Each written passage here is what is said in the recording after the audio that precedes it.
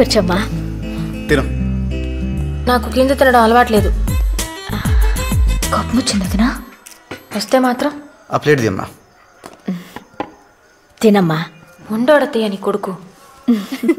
నా చిన్నప్పుడు కూడా మా ఇంట్లో ఓసారి నేను తిననంటే మా బావ కంచం తీసుకొచ్చి నీ రూమ్లోనే తినిపించాడు కదా.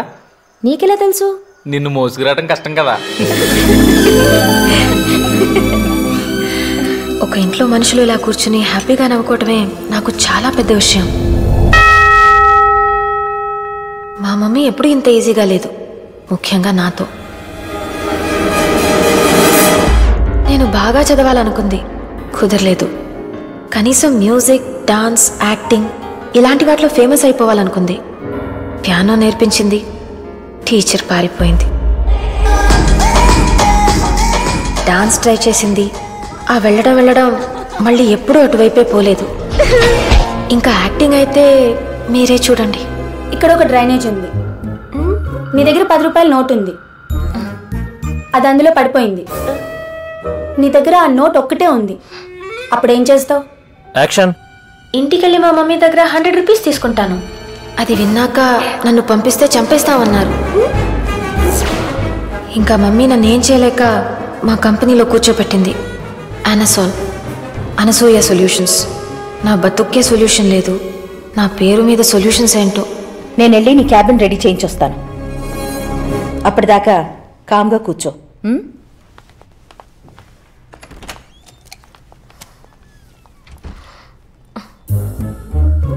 హాయ్.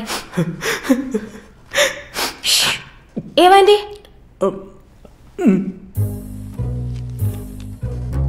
హార్ట్ ప్రాబ్లమా? అయ్యో,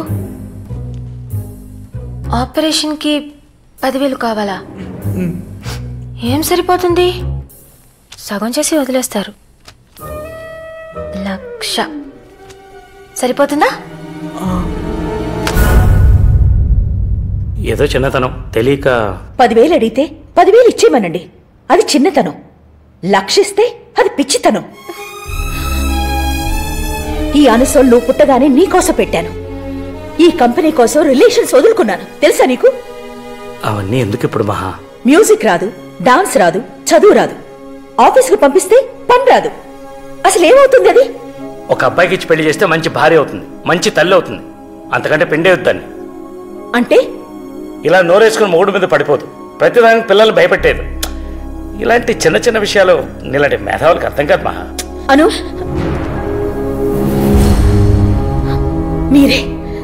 మీరే మా ఇద్దరి మధ్య గోడ కట్టేశారు.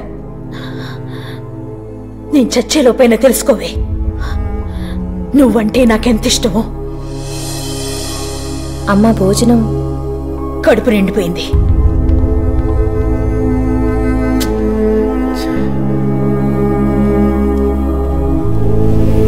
నువ్వు లేట్ చేస్తే ముద్దలు కలిపి తినిపించేస్తాడు మా అన్నయ్య.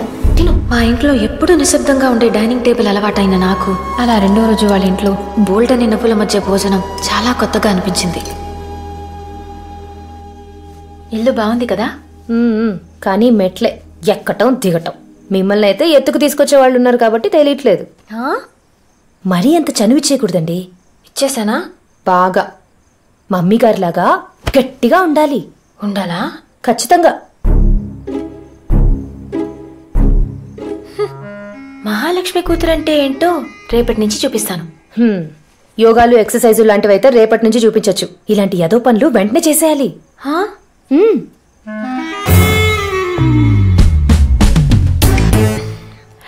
నందు, పావుకి మంత్రం వేస్తే తేలొచ్చిందేంటి? పాము పడుకుంది, కాలేరుని పంపింది. ఏంటను టీవీ రావట్లేదా? ఎలకొచ్చింది. ఎలాగా? ఎలాగా కాదు, ఎలక. So what? అది మంచం ఎక్కి నన్ను కరుస్తే టీటీ చేయండి. జోకా? అది వచ్చే వరకు ఇక్కడే ఉండండి. పట్టుకొని తీసుకెళ్ళండి.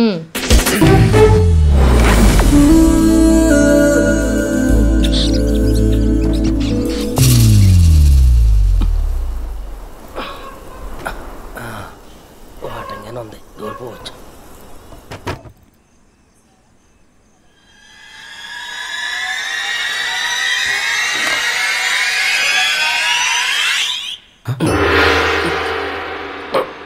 ఎవడ్రా నువ్వు? ఐఎమ్ ప్రతాపరావు, పాపులర్ దొంగని. ఊర్లో ఎప్పుడు చూడలేదురా నిన్ను. అందరూ చూసేలా తిరగడానికి నేనేమి సినిమా హీరోనా? దొంగని. లైట్ అయిపోయిన తర్వాత వచ్చి అలారం కొట్టేలోపు వెళ్ళిపోతాం. అది నా స్ట్రెస్ బాల్. తీసుకో. రాత్రులు కన్నాళ్ళు వేస్తున్నారు కరెక్టే, పగలేం చేస్తారు sir? Physical fitness, meditation, yoga. దొంగలకి ఎందుకురా ఇవన్నీ? కొనుకెళ్ళేవాడు నడుచుకొని వెళ్ళొచ్చు, కానీ కొట్టుకెళ్ళేవాడు పరిగెత్తాలే. ఈడెవడో ఎవరని తెలిసిన ఎదవలా ఉన్నాడండి.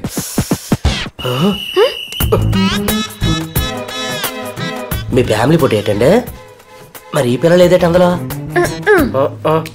నేనుండను, వచ్చాను వెళ్ళిపోతాను. మాది హైదరాబాద్. ఏ ఏరియా? జూబ్లీ హిల్స్. జూబ్లీ హిల్సా? అది మా బాలాజీ గడ్ ఏరియా. వాడేరియా అంటే ఆడు తప్ప అక్కడ ఎవడు దొంగతనం చేయకూడదమ్మా. 25 లక్షలకు పాడుకున్నాడు పాట. 25 లక్షలా?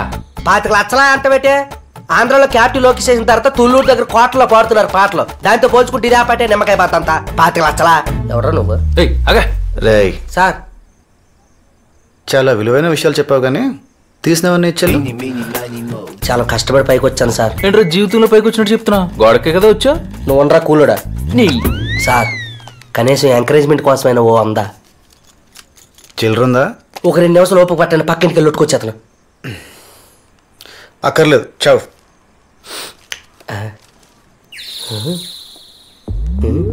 ఇంతమంది మాట్లాడుతున్నా సరే పడుకుందంటే మహాతల్లి అదృష్టవంతురాలు అయి ఉండాలి, లేదంటే చచ్చిపోయి ఉండాలి. చూసుకోండి. ఏసీ.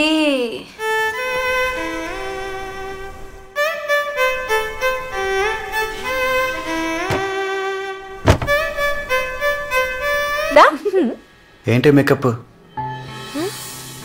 ఆ జుట్టు ఏంటి? సినిమాలో యాక్ట్ చేయడానికి వెళ్తున్నావా? తీసే. ఏంటి వెళ్ళు.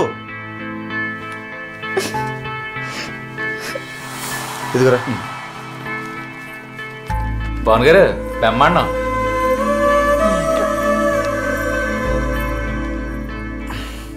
ఈ చీర, ఆ మేకప్ అన్నీ తనతో పాటు తీసుకెళ్ళిపోతుంది.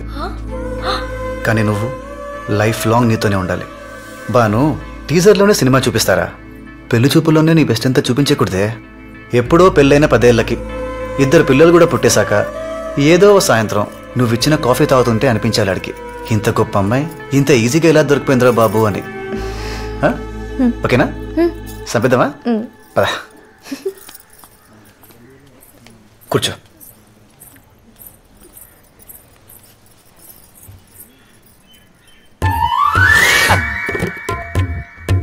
అమ్మాయికి పాటలు ఏమన్నా వచ్చా?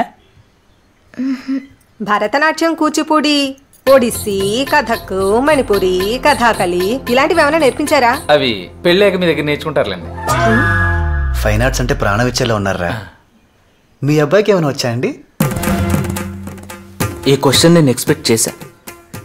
10 years నుంచి వాయిస్తున్నాను. ఏంటండి? వీణ. వీణతో విచ్చలవిడి చేయగలను. వాణ్ణి చూడు, కోతిలా ఉన్నాడు. వీడికి బాను కావాలా? ఈ పెళ్లి చచ్చినా అవనివను.